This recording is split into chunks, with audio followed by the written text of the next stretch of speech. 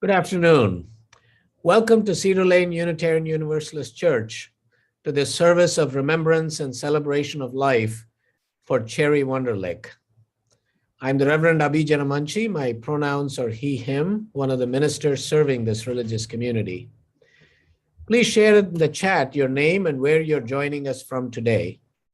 If this is your first time attending a Unitarian Universalist memorial service, we want you to know that we're part of the Congregational Protestant lineage of Christian churches, but that more than a century ago, we decided that we would rather build our religious community on the promises we make about how we respect and treat each other, about how we are in relationship with one another, rather than on uniformity of belief.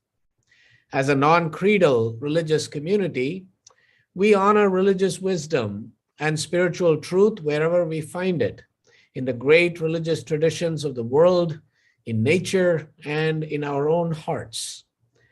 And when we grieve, we use our memorial services as occasions to celebrate the life of our loved ones, rather than as an occasion for a proclamation of faith. We honor the fact that each of us here has brought our own spiritual understanding of the mysteries of life and death and the interval between, and will find consolation in those understandings as we journey through this sudden loss. We know very well that death is an inevitable part of our lives. We know as we learn to love one another that eventually our love will include loss and grief. Because no matter how lucky we are in our lives, no matter how long we live, saying goodbye will come to each of us. But all our knowing doesn't make it any easier. The final farewells always come as a loss for which we somehow feel ourselves unprepared. But we also gather with gratitude. Gratitude for life, for the person we loved, for having known Cherry, for being touched by her love, her warmth, her friendship, her intellect, her humor, her zest for life, and for the privilege of having been on life's journey with her. Because how true are the words of the poet Khalil Gibran, who said, "When you are sorrowful, look again in your heart, and you shall see that in truth you are weeping for that which has been your delight." So while death has brought us together, life has gathered us too. Life channeled through Cherry's life.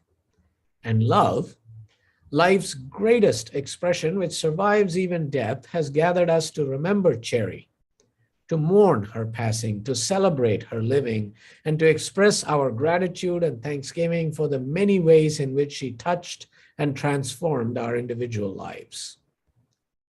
Now, we can never hope to speak to all aspects and achievements of Cherry's life this afternoon, but what we share will deepen and enrich our understanding of her as a person. And in doing so, we will celebrate the life she lived, the loves that she cherished, the beauty that she created, and the values and convictions that she embodied. In this way, we hope to inspire each one of us to do the same.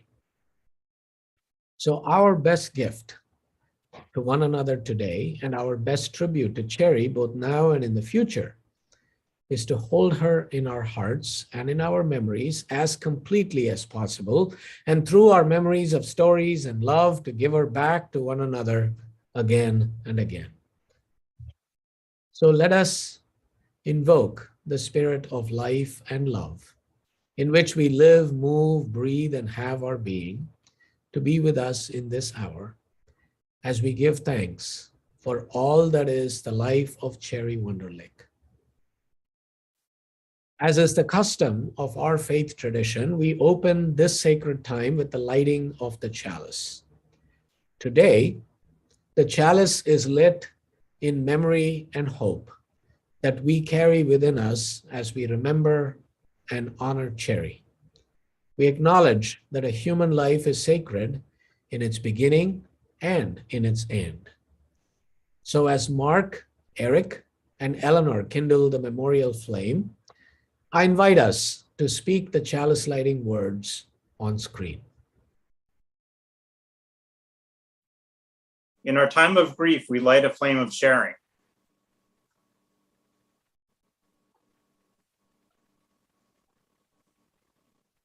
The flame of ongoing life and love that endures beyond death. In this time, when we search for understanding and serenity, in the face of loss, we light this sign of our quest for truth, meaning, and community.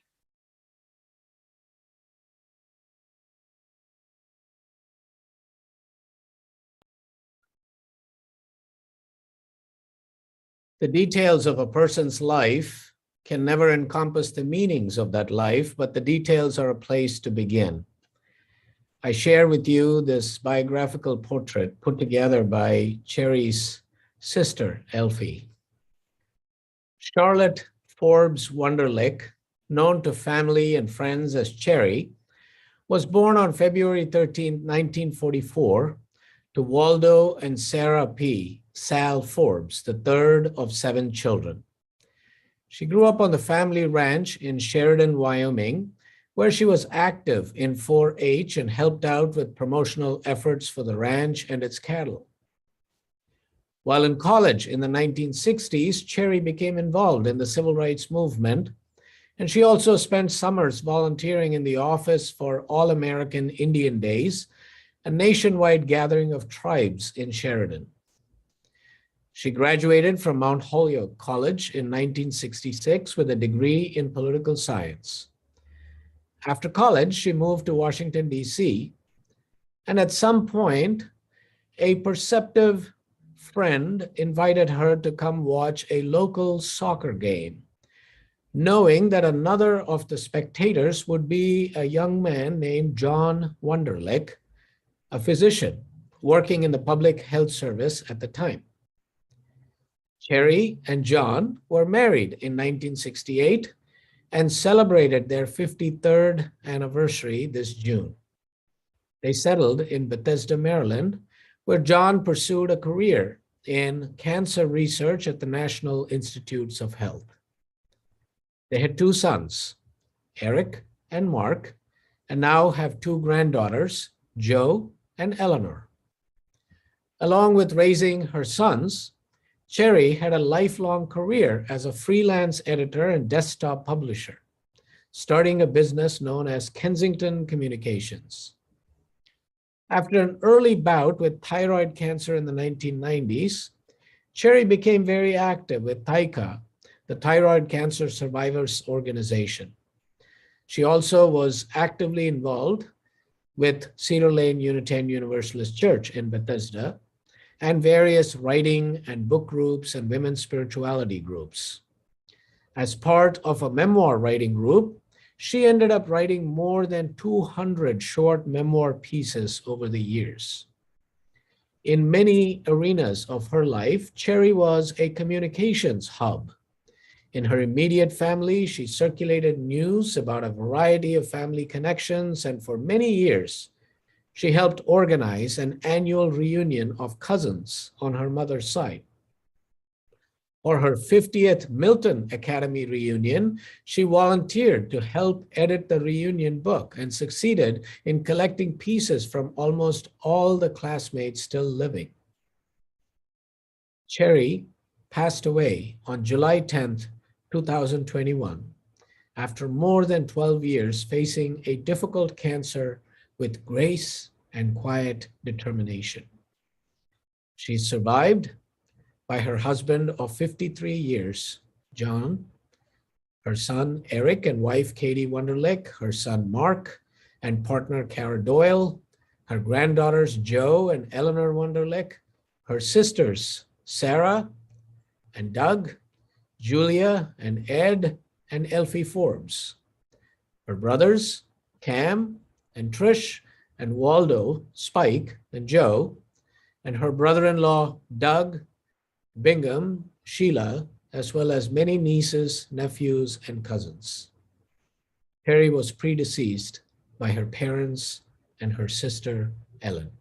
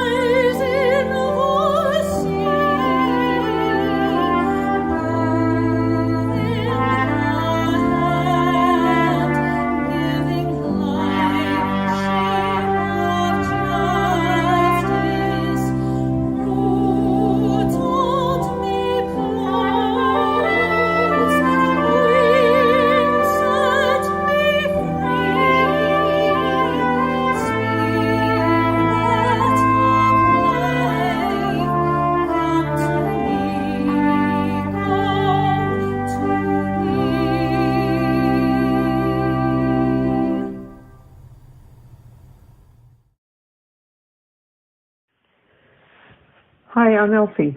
I'm Cherry's youngest sister. She was 10 years older than I am, so she was in her teens and 20s when I was growing up. We lived on a ranch, and our household was pretty lively, you might say chaotic. There were 7 kids, and many of us liked to argue, although we called it discussing. And there were dogs barking and lots of guests coming and going, and our mother racing around trying to keep up with the ranch business as well as family and guests. But in the midst of all the commotion, I remember that Cherry always seemed to me to be a pool of serenity. However loud our voices got in the discussions, I don't remember ever hearing Cherry raise her voice. She could get her point across if she wanted to, but often she would rather just keep reading her book. In her quiet way, Cherry was the brilliant and glamorous sister in the family. She aced everything in school. She read books like lightning. She won livestock judging contests in 4-H. About the glamorous part, I should clarify. In our family, the bar for glamour was pretty low.